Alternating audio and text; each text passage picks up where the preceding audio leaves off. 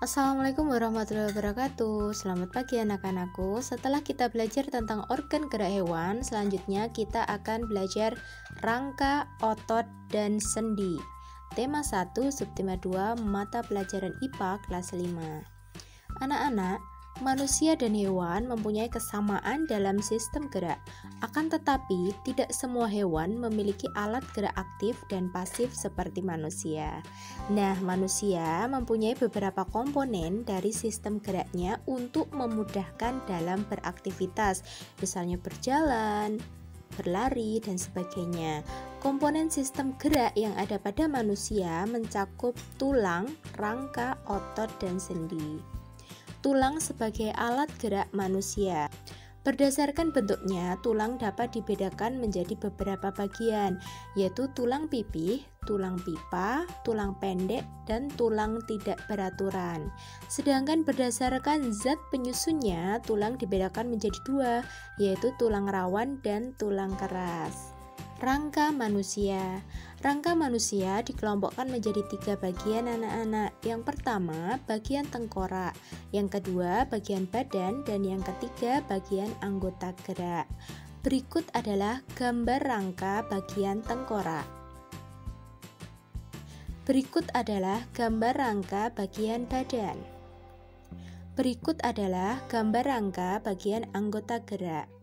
Nah, anggota gerak di sini ada rangka tangan dan rangka kaki ya anak-anak. Untuk lebih jelasnya, anak-anak bisa membaca LKS halaman 41. Otot manusia. Berikut adalah fungsi otot manusia. Yang pertama, menghasilkan gerakan.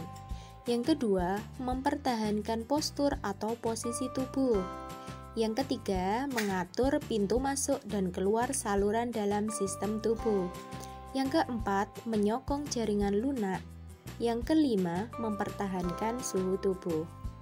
Nah anak-anak, berdasarkan fungsi dan struktur penyusunnya, jaringan otot dapat dibedakan menjadi 3, yaitu otot polos, otot lurik, dan otot jantung. Cara kerja otot polos tidak disadari atau tidak sesuai kehendak. Otot ini biasanya terdapat pada saluran pencernaan seperti lambung dan usus. Otot lurik bekerja di bawah kesadaran. Otot ini menggerakkan anggota tubuh sesuai keinginan kita. Nah, otot lurik dapat ditemukan di otot paha, tangan, otot betis, otot dada, dan lain-lain. Otot jantung.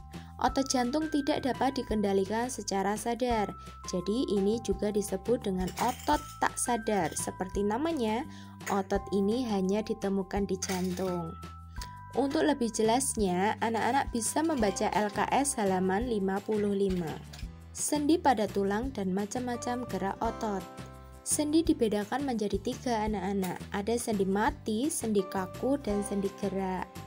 Nah, sekarang kita akan belajar sendi gerak. Sendi gerak dibedakan menjadi beberapa macam. Ada sendi putar, sendi engsel, sendi peluru, sendi pelana, dan sendi geser. Sendi putar bergerak memutar, contohnya pertemuan tulang leher dan tulang tengkorak.